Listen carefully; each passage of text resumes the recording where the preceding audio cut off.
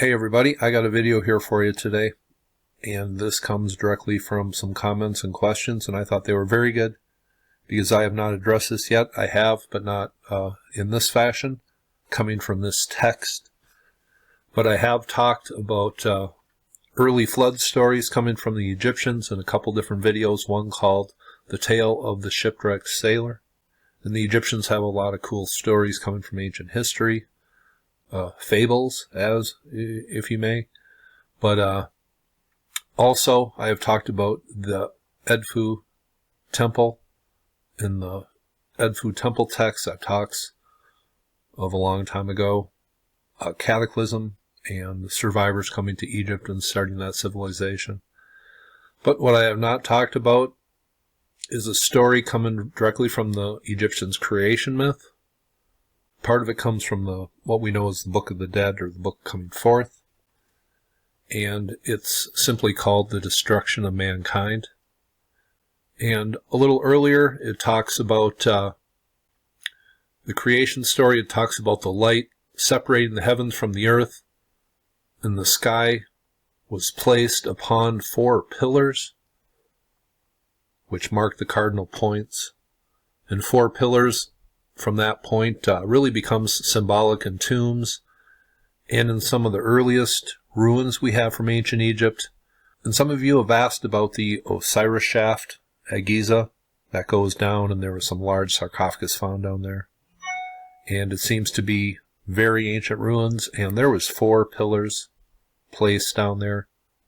Now, I have talked about 4 pillars before in other videos, but deep in that shaft on the Giza Plateau, just in front, I believe it is Khafre's pyramid. Deep in that shaft, there were 4 pillars down there, and that seems to be coming from very early history. And it says which marked the cardinal points. And of course, the Giza Pyramid, the Great Pyramid, perfectly aligned to the cardinal points. Is this the Egyptians telling us the story of the Giza Pyramid right here in their earliest creation story? You can't ignore it. Now I'm just going to read from a book here from E.A. Wallace Budge. This was written about 110 years ago, and he kind of condenses the story of the destruction of mankind and adds chapters from the Book of the Dead. Let me just read. The destruction of mankind. After Ra had been reigning for a considerable time, men and women began to speak contemptuously of him and blaspheme him. Ra assembled the gods and took counsel with them, and as a result, he sent forth his eye among mankind in the form of the goddess Hathor, who destroyed men off the earth with the exception of a small company. The goddess Sekhet assisted in the slaughter, and for several days wandered about Egypt, wading in the pools of men's blood.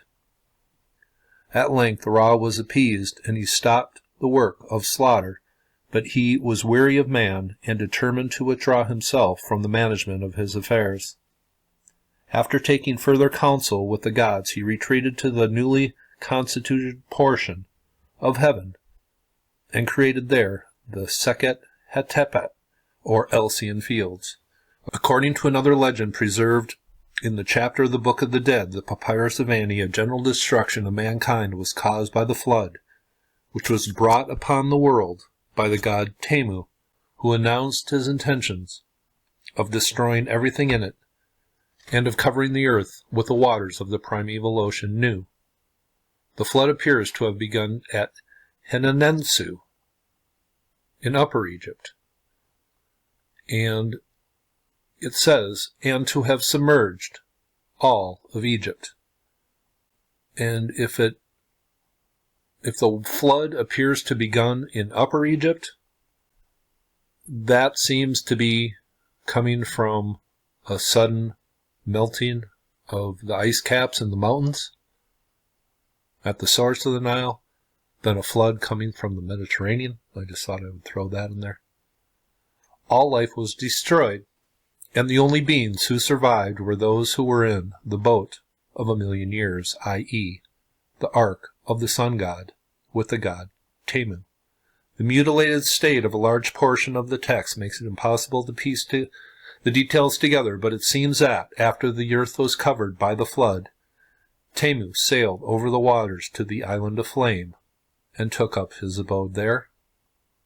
And is that the same island of flame that Anubis guards in the next chapter? Well, that's interesting.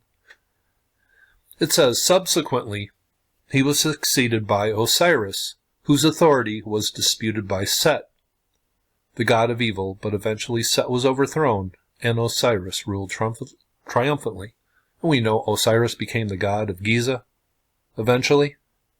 So it seems that the settlers settled at Giza after the Great Flood. Maybe I'm misinterpreting that. Now I think that's some pretty interesting text.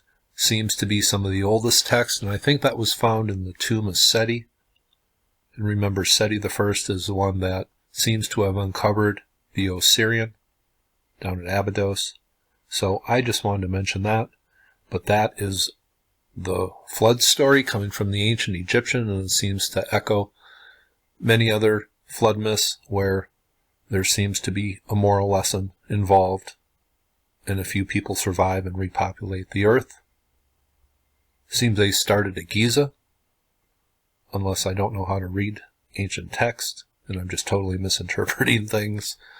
But one thing I wanted to mention here, and I was going to make a video here later tonight or tomorrow, but I'll just do it now. I am going to go over 40,000 subs, probably before I go to sleep tonight, so I just want to say thanks to all the people who have subscribed to my channel.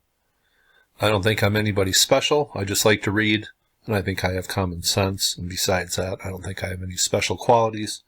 But I appreciate the interest in what I have to say, and as far as what's coming up, I'm really not sure. I'm looking into a few things.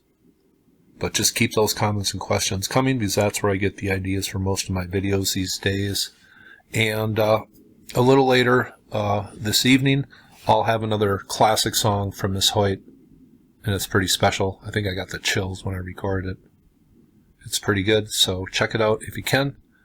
But I just want to say thanks to everybody who subbed, and you all have a very nice day.